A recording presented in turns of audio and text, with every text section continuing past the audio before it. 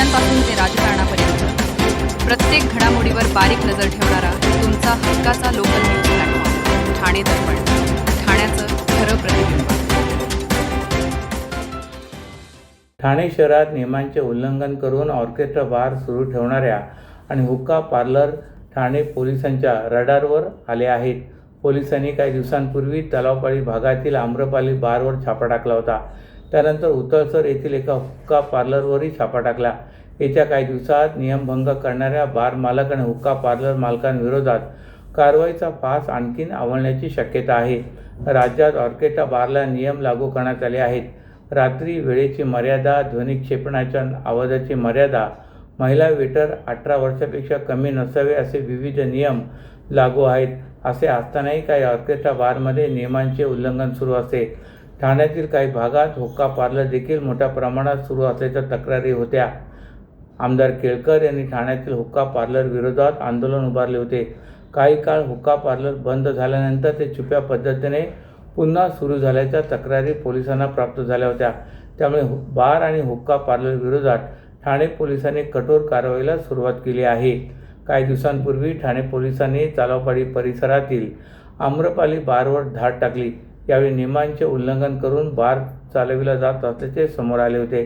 त्यानंतर ठाणे महापालिकेच्या उतळसर प्रभाग समितीजवळील लॉन्च 9 या हुक्का पार्लरवर ठाणे पोलिसांनी छापा टाकला. या कारवाईत मालकासह 14 जणांविरोधात राबोडी पोलीस ठाण्यात गुन्हा दाखल झाला आहे. मुंब्रा पोलीस ठाण्यातील कर्मचाऱ्यांनी ही कारवाई केली. येत्या काही दिवसात नियमांचे उल्लंघन करणाऱ्या बार आणि हुक्का पार्लरवर कठोर कारवाई करणार असल्याची माहिती पोलिसांनी दिली. बाळकुंभ, ढोकाळी, दोस्ती आदी परिसरात प्रस्तावित 55 कोटीच्या कॉन्क्रीट रस्त्याच्या कामाची आमदार केळकर यांनी प्रत्यक्ष JCB रस्त्यावर उतरवत रस्त्याच्या निकृष्ट कामाचे पितळ उघड पाडले. केंद्र शासनाकडून ठाणे महापालिकेने 600 कोटीचे बिनव्याजी कर्ज घेतले. या निधीपैकी 55 कोटी खर्चातून बाळकुंभ, ढोकाळी, दोस्ती आदी भागात 4 कॉन्क्रीट रस्त्याचे काम हाती घेण्यात आले. बाळकुंभ कोलचेत रोड, दोस्ती वेस्ट काउंटिंग संकुल ते लोढा आमारा संकुल प्रवेशद्वार क्रमांक 4, बाळकुंभ दादलनी रस्ता, आयप्पा मंदिराच्या समोर दादलनी रस्ता ते हायलँड हेवन सोसायटीपर्यंतचा रस्ता, बाळकुंभ रुनवाल गार्डन सिटी रस्ता आणि बाळकुंभ नाका ते बाळकुंभ पाडा क्रमांक 3 गणपती विसर्जन घाटापर्यंत नव्याने भूमिगत फुटपाथ आदी कामाची पाहणी आमदार केळकर यांनी केली. या रस्त्याची पाहणी करताना अनेक त्रुटी आढळून आल्यात. रस्त्याच्या बाजूला असलेल्या पदपथ आणि गटारांची कामे कार्यादेशप्रमाणे झालेली नसल्याचे आढळून आले. निकृष्ट दर्जाचे काम झाल्याने कोट्यवधी रुपये पाण्यात जाण्याची भीती केळकर यांनी व्यक्त करत या रस्त्याच्या कामाचे ऑडिट VJTI मार्फत करण्याची मागणी त्यांनी केली. दोस्ती काउंटिंग येथील प्रस्तावित सायकल आणि जॉगिंग ट्रॅक प्रत्यक्षात होईल की नाही अशी शंका असल्याची भीती त्यांनी व्यक्त केली. कर्ज घेऊन केलेल्या रस्त्याची अशी दुरावस्था होणार नाही याची खबरदारी घ्यावी असे केळकर यांनी अधिकाऱ्यांना बजावले.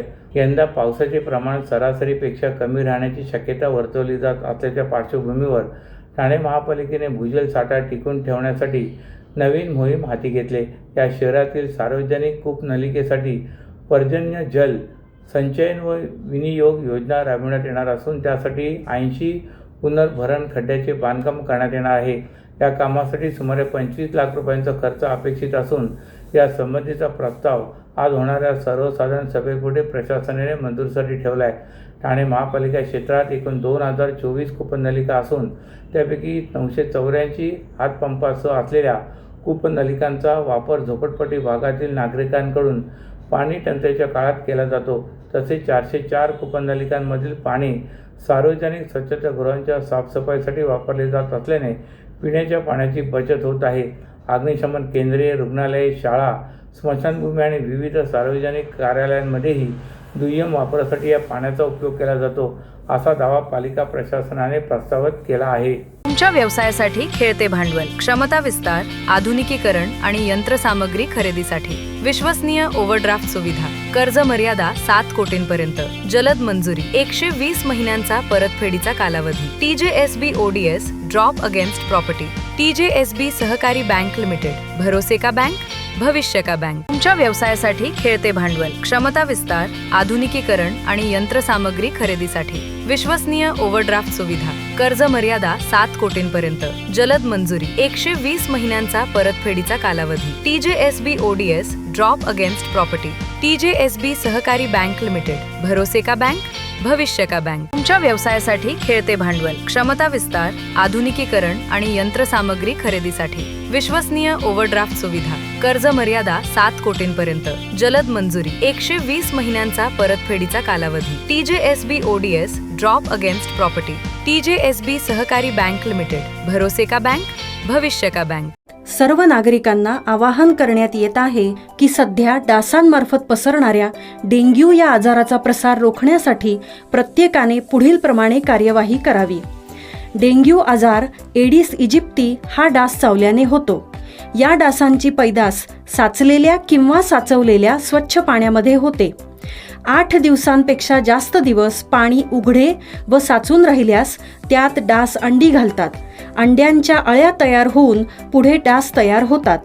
यासाठी आपल्या घरातील पाणीसाठे उदाहरणार्थ बॅरल्स, पिंपे, टाक्या, हौद, रांजणे इत्यादी दर आठवड्याला रिकामे करून घासून पुसून कोरडे करून पुन्हा भरावे. 1 दिवस कोरडा दिवस म्हणून पाळावा. पाणी साठ्यांना घट्ट झाकणे बसवावीत किंवा जुनी साडी, चादर, धोतर यांनी बांधून झाकून ठेवावीत, म्हणजे डास त्यात जाऊन अंडी घालणार नाहीत. घराच्या गच्चीवर, आजूबाजूला, अंगणात कोठेही पाणी साचू देऊ नये. भंगार सामान उघड्यावर टाकू नये. उदाहरणार्थ टायर्स, प्लास्टिक सामान, कुंड्या, टाकाऊ वस्तू इत्यादी. अशा सामानात पावसाचे पाणी साठून त्यात डेंग्यूच्या डासांची पैदास होते. घरातील कूलर्स, फ्रीजच्या पाठीमागील ट्रे हे देखील वेळोवेळी कोरडे करावेत. लक्षात ठेवा, नुसत्या फवारणीने डास घनता कमी होत नाही, तर त्यासाठी डास पैदास ठिकाणे नष्ट करणे ही आपल्या सर्वांची जबाबदारी आहे. कोणताही ताप अंगावर न काढता जवळच्या शासकीय रुग्णालयात मोफत औषधोपचार घ्या. अशा प्रकारे नागरिकांनी सहकार्य केल्यास डेंग्यूचा प्रसार रोखणे सहज शक्य आहे.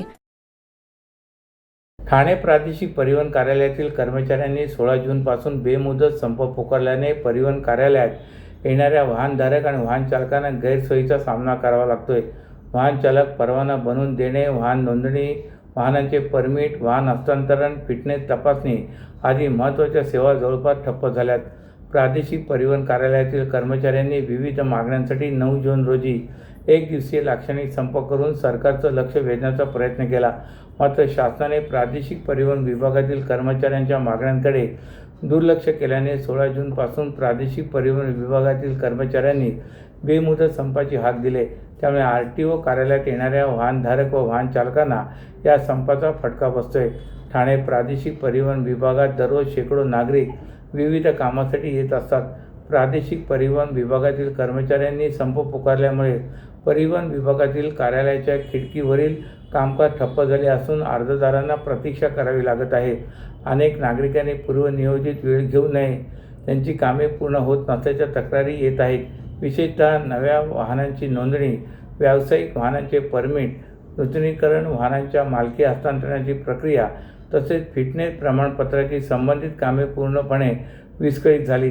त्याचा परिणाम खाजगी वाहनधारकांसह माल वाहतूक आणि प्रवासी वाहतूक व्यवसायावर होत आहे. तरी शासनाने परिवहन विभागातील कर्मचाऱ्यांच्या मागण्यांकडे गांभीर्याने लक्ष देण्याची मागणी वाहनधारक व वाहन चालकांनी केली. ठाणे महापालिका परिवहन उपक्रमाच्या बहुप्रतीक्षित विद्युत वातानुकूलित डबल डेकर बसची प्रवासी सेवा अखेर सुरू करण्यात आली असून वागळेखेड येथील ITI सर्कल ते भाईंदरपाडा या मार्गावर ही बस चालवण्यात येत आहे.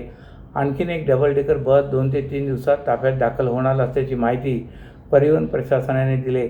मुंबई महापालिकेच्या बेस उपक्रमाच्या ताफ्यात आधीपासूनच डबल डेकर बसगाड्या आहेत. TMTच्या ताफ्यात मात्र अशा बसगाड्या उपलब्ध नव्हत्या. पहिल्यांदाच अशा बसगाड्या खरेदी करण्याचा निर्णय TMT प्रशासनाने काही महिन्यांपूर्वी घेतला होता. त्या सर्वसाधारण सभेने मान्यता दिल्यानंतर या बसगाड्या खरेदीचा मार्ग मोकळा झाला होता. TMTच्या ताफ्यात एकूण 10 विद्युत वातानुकूलित डबल डेकर बसगाड्या दाखल होणार असून त्यापैकी एक बसगाडी दाखल झाली होती. परंतु नोंदणी प्रक्रियेमुळे ती प्रवासी सुविधेसाठी उपलब्ध झाली नव्हती.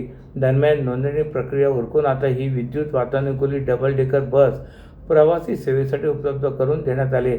वागळे स्ट्रीट येथील रोड क्रमांक 22 वरील ITI सर्कल ते भाईंदरपाडा या मार्गावर ही बस सकाळी 8 ते 12 आणि दुपारी 2 ते सायंकाळी 6 या वेळेत चालवण्यात येत आहे. सध्या या बसला अपेक्षित प्रतिसाद मिळत नसला तरी येत्या काही दिवसात प्रवाशांची संख्या वाढेल असा विश्वास परिवहन प्रशासनाने व्यक्त केला आहे. दरम्यान आणखीन एक डबल डेकर बस येत्या 2 ते 3 दिवसात ताफ्यात दाखल होणार असल्याची माहिती परिवहन व्यवस्थापन भालचंद्र बेहरे यांनी दिली. अशाच नव्या आणि ताज्या बातम्यांसाठी ठाणे दर्पणच्या पेजला लाईक करा आणि फॉलो करायला विसरू नका.